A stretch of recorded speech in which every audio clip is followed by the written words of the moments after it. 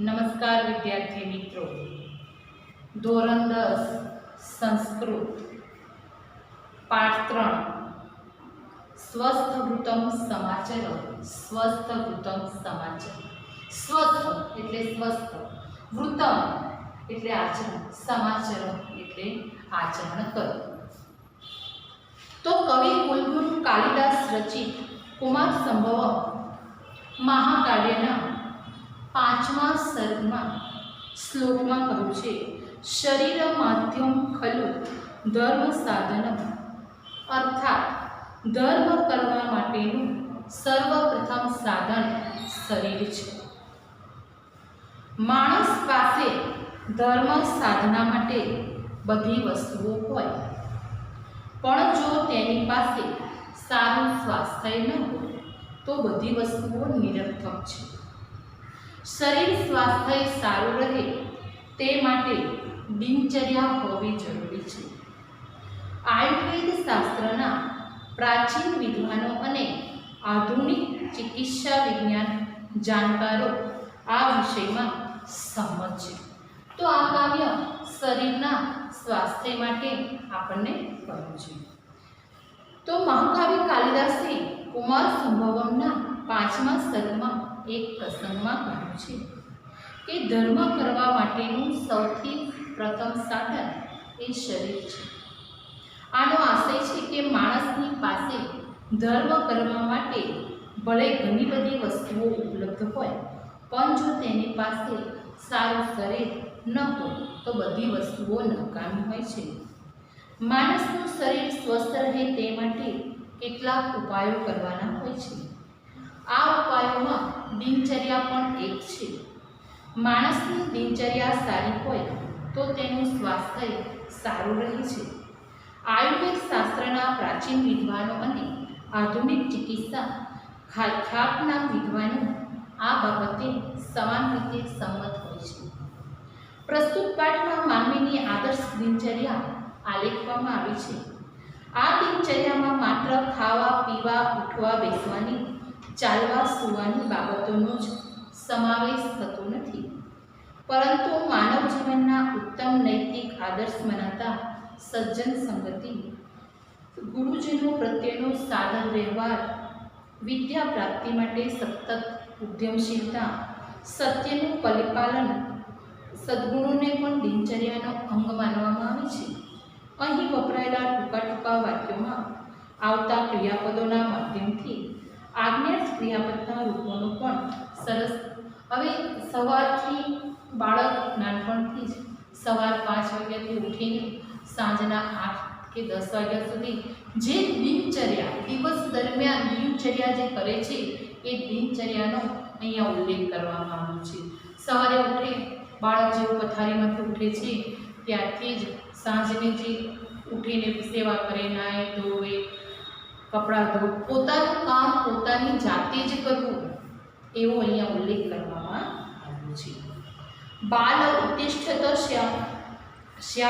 બાલ એટલે બાળક, ઉત્તિષ્ઠત એટલે ઊભો થા, ઉત્તિષ્ઠ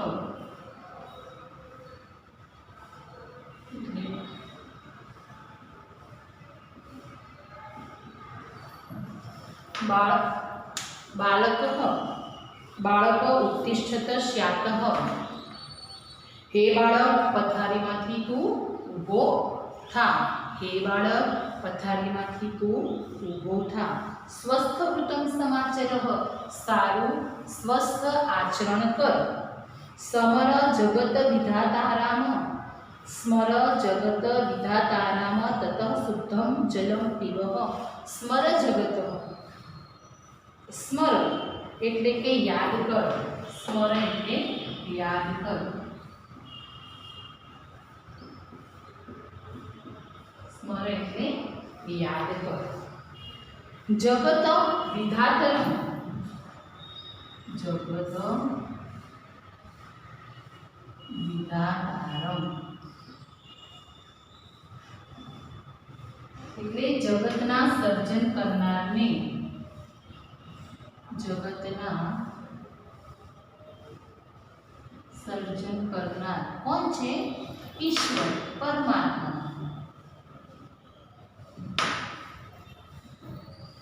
હવે શું કહે છે? હે બાળક, પથારીમાંથી તું ઊભો થા, સ્વસ્થ આચરણ કર, જગતના સર્જન કરનાર પરમાત્માને યાદ કર. તતઃ શુદ્ધમ જલમ પીબ. તતઃ એટલે પછી, તતઃ એટલે પછી, શુદ્ધમ જલમ પીબ પછી જલમ પીબ. જલમ એટલે પાણી, શુદ્ધમ એટલે શુદ્ધ એટલે ચોખ્ખું, શુદ્ધ એટલે ચોખ્ખું. પછી ચોખ્ખું પાણી પી. ફરી એક વખત, હે બાળક, પથારીમાંથી ઊભો થા, સ્વસ્થ આચરણ કર, જગતના સર્જનહાર પરમેશ્વરને યાદ કર, પછી તું પાણી પી. બરાબર? હે બાળક, ઊભો થા, સારું સ્વચ્છ આચરણ કર, પછી જગતના સર્જન કરનાર પરમાત્માને તું યાદ કર, પછી ચોખ્ખું પાણી પી. ખ્યાલ આવી ગયો? પછી આ બધા શબ્દ લખવાના, પછી સંસ્કૃતનો આખો શ્લોક લખવાનો, પછી એમાં ભાષાંતર લખવાનું. ખ્યાલ આવે છે ને કે શ્લોકોમાં આપણે શું કે પરીક્ષામાં 4 માર્ક્સના શ્લોકો પૂછાય છે. જો શ્લોકો આવી રીતે શબ્દ છૂટા પાડીને લખીશું તો તમને ઝડપથી ખબર પડી જશે. પહેલો ફરી એક વખત, હે બાળક, પથારીમાંથી ઉઠ, સ્વસ્થ આચરણ કર, જગતના સર્જનહારને યાદ કર, પછી ચોખ્ખું પાણી પી. ચલો હવે બીજું.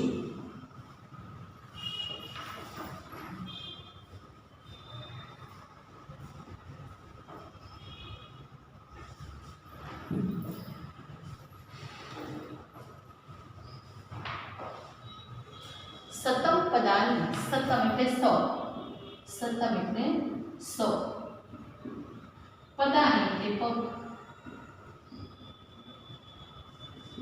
પગલા, નિષ્ક્રમ્ય,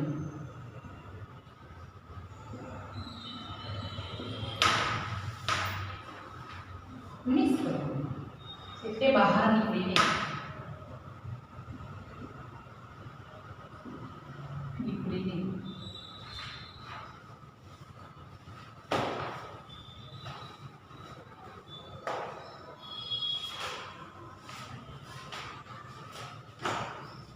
નિષ્ક્રમ્ય.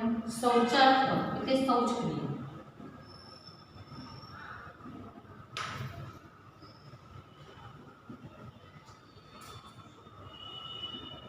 શૌચાલય. ગચ્છ એટલે જવું. સત્વરમ એટલે તરત, સત્વરમ એટલે જલ્દીથી.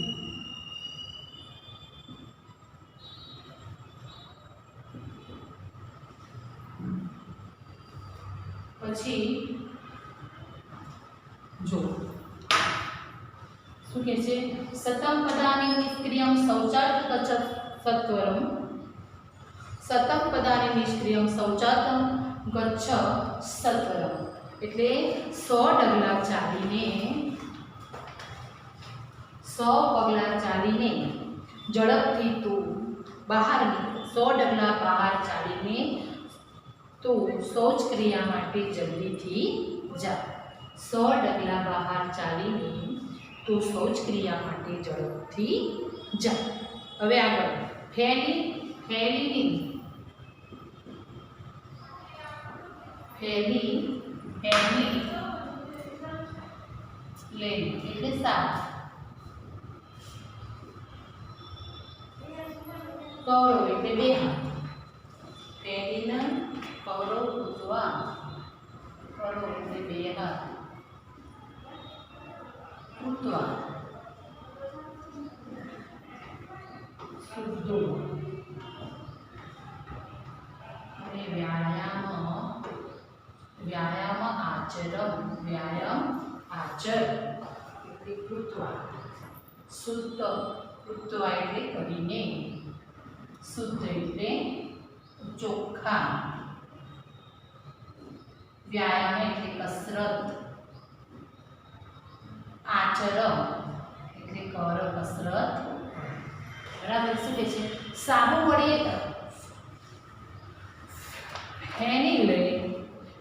ફેની લઈને કરો કૃત્વા શુદ્ધો વ્યાયામ આચરમ. સાબુ વડે 2 હાથ ચોખ્ખા કરીને પછી કસરત કર. જો બધું આખું ફરીથી એક વખત બોલી જાઉં છું. 100 ડગલા બહાર નીકળીને ચાલીને ઝડપથી તું શૌચાલયમાં જા. સાબુથી 2 હાથ ચોખ્ખા કરીને ધોઈ પછી તું કસરત કર. ખ્યાલ આવી ગયો? પહેલા શબ્દ લખવાના, સંસ્કૃત લખવાનું, પછી ભાષાંતર લખવાનું. ફરી એક વખત 100 ડગલા બહાર ચાલીને તું શૌચ ક્રિયા માટે ઝડપથી જા. પછી સાબુથી 2 હાથ ચોખ્ખા કરીને તું કસરત કર. બીજું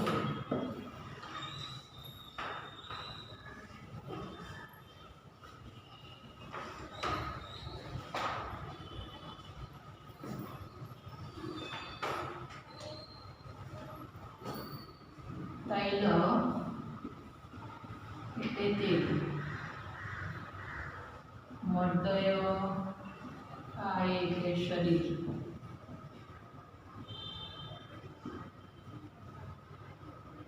ત્વમ તું, તત પછી,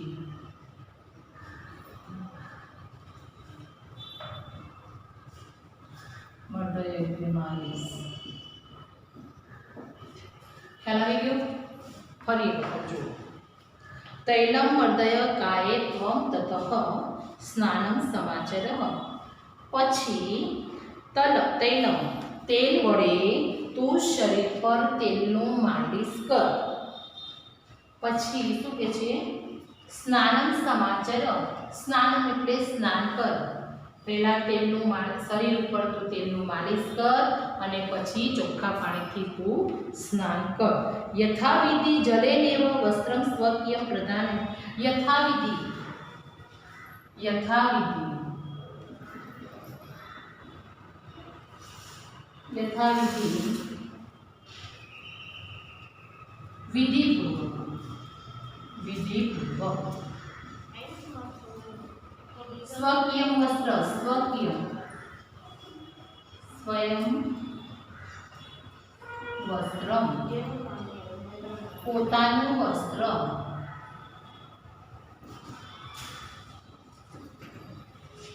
પ્રાધાવયમ, પ્રાધાવય એટલે બરાબર થવું.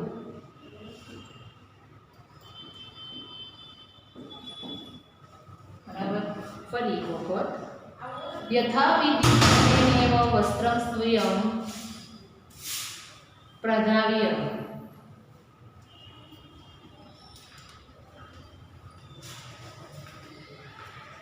તો શરીર ઉપર તેલનું માલિશ કર, પછી સ્નાન કર. પાણી વડે જ વિધિપૂર્વક પોતાનું વસ્ત્ર બરાબર સાફ કર. પછી ત્રીજા શ્લોકમાં આવી રીતે શબ્દો લખવાના, સંસ્કૃત લખવાનું અને ભાષાંતર લખવાનું. ફરી એક વખત. તું શરીર ઉપર તેલનું માલિશ કર, પછી સ્નાન કર. પાણી વડે જ વિધિપૂર્વક પોતાનું વસ્ત્ર બરાબર સાફ કર. બરાબર? 3 શ્લોકો આવડી ગયા બધાને. ચોથો શ્લોક.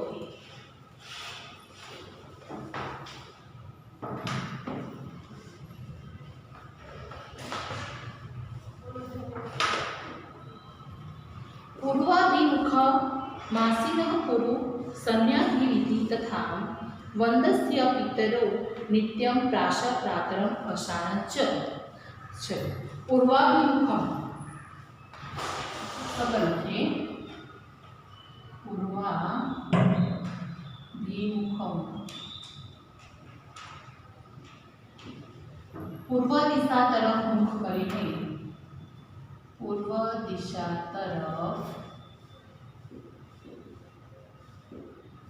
મુખ કરીને. આસીન એટલે બેઠેલો, આસીન એટલે બેઠેલો. સંધ્યા, સંધ્યાવિધિમાં એટલે સંધ્યાકાળની પૂજા વિધિ, સંધ્યાકાળની પૂજા વિધિ.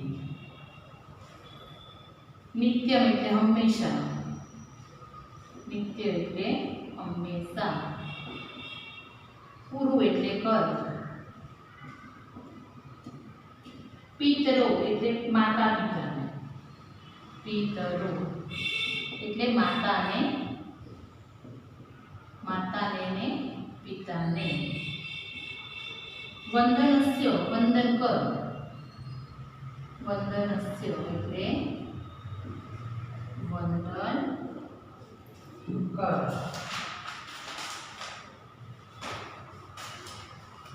શું કે છે?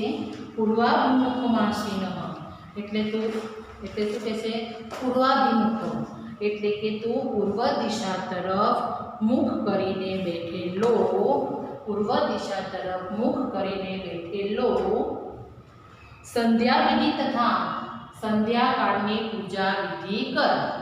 પૂર્વ દિશા તરફ મુખ કરીને બેઠેલો સંધ્યાકાળની પૂજા વિધિ કર.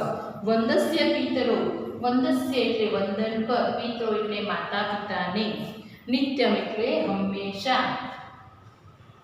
પ્રાતઃશાનમ આસનચ, પ્રાતઃશાનમ પછી તું હંમેશા માતા પિતાને વંદન કર. પ્રાતઃશાનમ એટલે સવારનો નાસ્તો કર. પ્રાતરાશમ એટલે સવારનો નાસ્તો.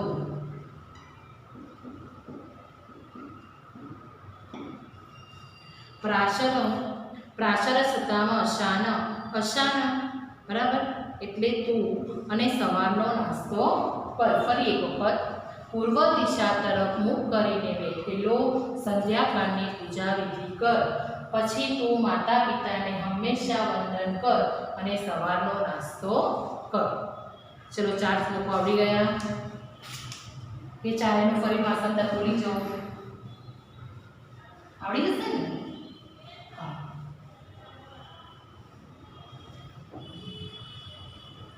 એકથી 4 શ્લોકો તમારે કમ્પ્લીટ તૈયાર કરવાના, કેમ કે આમાંથી તમને ભાષાંતર આવે છે. બરાબર? ચલો હવે 5મો શ્લોક. 5મો શ્લોક. પાઠશાળામ સમમ મિત્રો, પાઠશાળા, પાઠશાળા એટલે પાઠશાળા, પાઠશાળા એટલે પાઠશાળા. સમ સાથે, મિત્રો એટલે મિત્રની સાથે. ગચ્છ એટલે જાય, પાઠમ એટલે વાંચ, તથા વાંચ એટલે લખ. બરાબર? પહેલી લીટીમાં જુઓ. પાઠશાળા સમમ મિત્રો ગચ્છ પાઠમ તથા પઠ. મિત્રો સાથે તું નિશાળે જા અને પાઠ વાંચ. બરાબર? પઠ પાઠમ, પઠ એટલે વાંચ,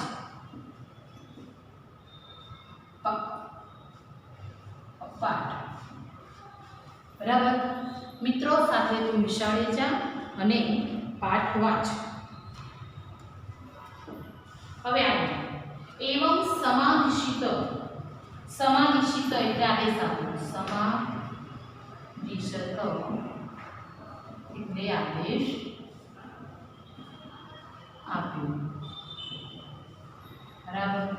પુત્રમ તાતઃ, પુત્રમ એટલે પુત્ર, તાતઃ એટલે પિતા, તાતઃ એટલે પિતાએ. પુત્ર હિતે એટલે પુત્રના હિત માટે, પુત્ર હિતે એટલે પુત્રના હિત માટે. બરાબર? ચલો, આ પ્રમાણે પુત્રના હિત માટે પિતાએ પુત્રને આદેશ આપ્યો. આ પ્રમાણે પુત્રના હિત માટે પિતાએ પુત્રને આદેશ આપ્યો. ફરી એક વખત, મિત્રો સાથે નિશાળે જા અને પાઠ વાંચ.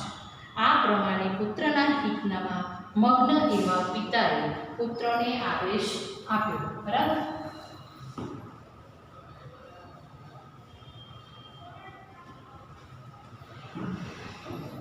હવે 6થો શ્લોક. દુર્જન સત્સંગ, દુર્જન સત્સંગનો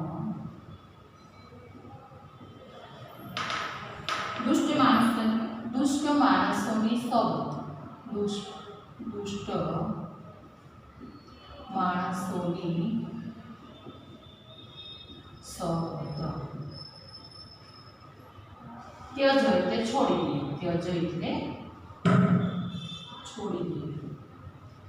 સાધુ સમાગમ, સાધુ સમાગમ એટલે સજ્જનોની સોબત, સારા માણસોની સાથે,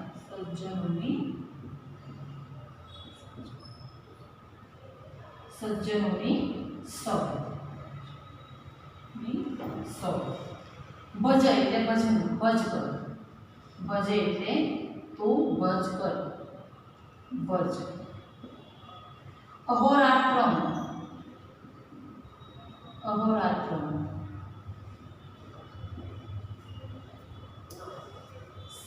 અહોરાત્ર દિવસ અને રાત, દિવસ અને રાત. પુણ્ય,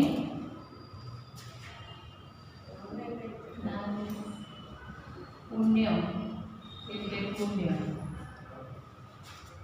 સ્મર એટલે યાદ કર, સ્મર એટલે યાદ કર. બરાબર. ફરી એક વખત જો. દુર્જન, ત્યજ દુર્જન સંસર્ગ ભજ સાધુ સમાગમ.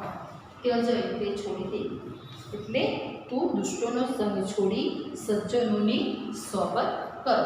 તું દુષ્ટ માણસોની સોબત છોડી દે અને સારા માણસોની સોબત કર. કરું પુણ્ય, પુણ્ય મહોરાત્રમ સ્મરહ નામ હરે સદા.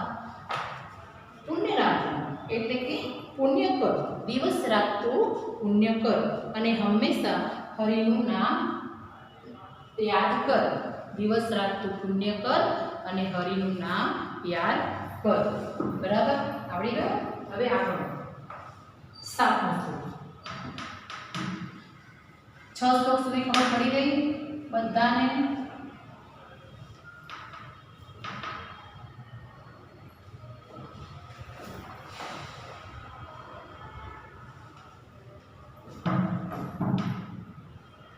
રવિચાર્ય એટલે બરાબર વિચાર કરીને, બરાબર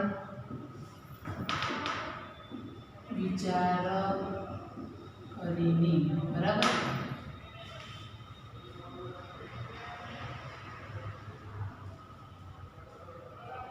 દેવ, દેવો, વચિત એટલે ક્યારે, સહસા એકાએક,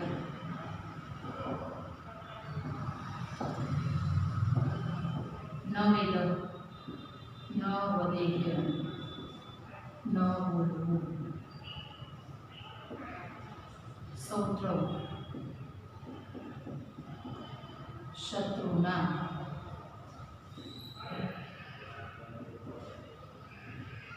ગ્રાહ્ય, ગ્રહણ કરવા.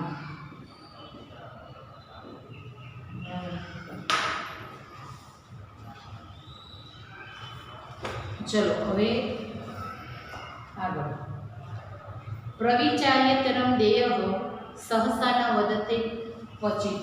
બરાબર વિચાર કરીને બોલવું જોઈએ, ક્યારે વગર વિચારે બોલવું જોઈએ નહીં.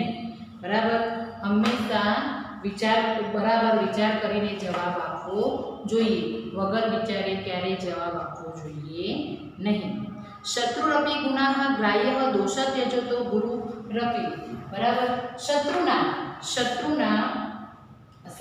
પણ ગુણોને સ્વીકારવો અને ગુરુના પણ દોષ ત્યજવા જોઈએ. શત્રુના ગુણોનો ગ્રહણ કરવા જોઈએ અને ગુરુના દોષને ત્યજવા જોઈએ. ફરી એક વખત, બરાબર વિચાર કરીને બોલવું જોઈએ, વગર વિચારે ક્યારેય બોલવું જોઈએ નહીં.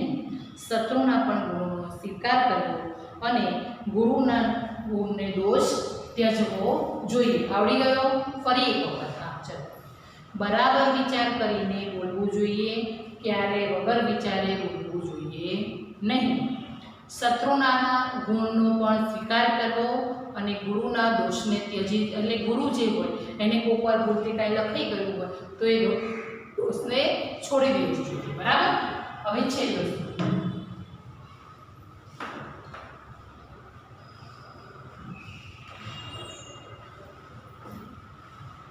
સનાતનમ. સનાતનમ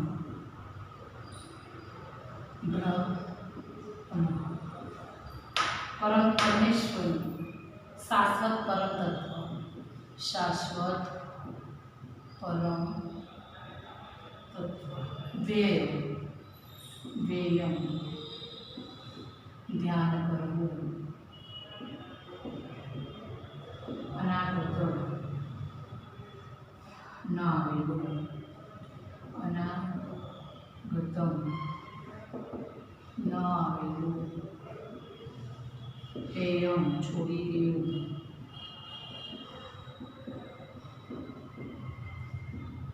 કાયકમ